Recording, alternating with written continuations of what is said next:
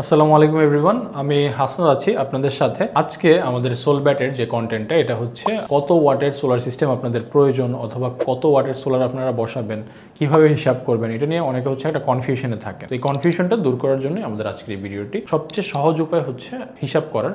আপনাদের বাসায় হচ্ছে কয়টা ফ্যান আপনারা ইউজ করতে চান সোলারের মাধ্যমে, কয়টা লাইট আছে।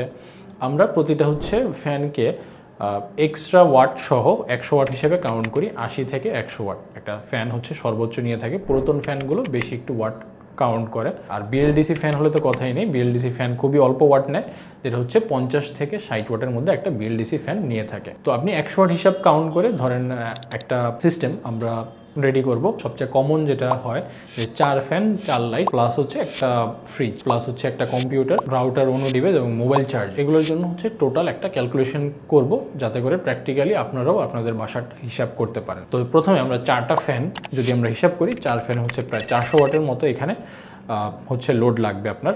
তারপর হচ্ছে লাইট যদি আমি 4টা হিসাব করি, 4টা লাইট হিসাব করলে আপনার অলমোস্ট এখানে 80 ওয়াটের মতো। তো এই দুইটা মিলে হলো 480 ওয়াট। আমরা ফ্রিজকে অ্যাভারেজে আমরা 500 থেকে 600 ওয়াটে কাউন্ট করি।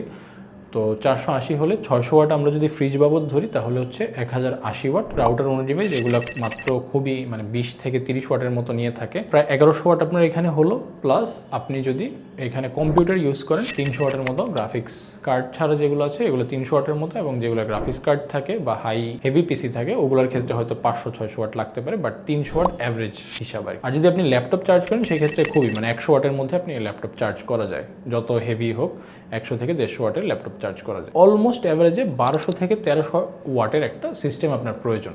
এখন আপনি ইনভার্টার কোনটা নেবেন? ইনভার্টার অবশ্যই আপনার লোড যদি 1200 ওয়াট হয় সেই ক্ষেত্রে 1.5 কিলোওয়াট অথবা 1.8 কিলোওয়াটের ইনভার্টার নেবেন। সোলার প্যানেল অবশ্যই 2000 ওয়াটের মধ্যে রাখতে হবে আপনার। ব্যাটারি আপনি হিসাব করবেন, যেহেতু আপনার 1200 ওয়াটের মতো লোড 1.2 কিলোওয়াট আওয়ার দরকার। আপনার যদি 1 ঘন্টা ব্যাকআপ প্রয়োজন 1.2 কিলোওয়াট আওয়ার দরকার।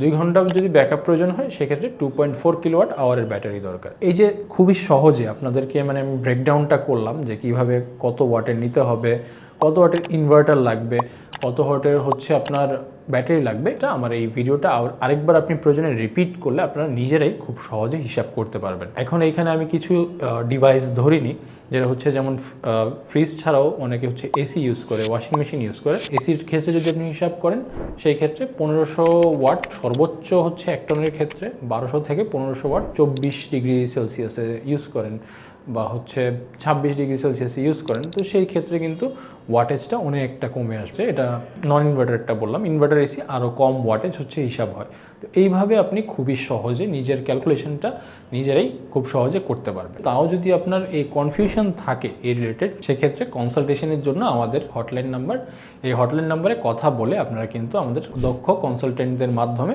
বুঝে নিতে পারবেন যে কি কি ইকুইপমেন্ট আপনাদের নিলে সবচেয়ে ভালো। আর পাশাপাশি আমাদের ওয়েবসাইটও আছে solbatbd.com। এই ওয়েবসাইটে ভিজিট করে আপনি কিন্তু সকল ধরনের প্রোডাক্ট সম্পর্কে জানতে পারবেন এবং প্রাইসিং সম্পর্কে রেগুলার একটা আপডেট পেয়ে যাবেন। তো thanks for watching this video. তো দেখা হচ্ছে পরবর্তী কোনো ভিডিও।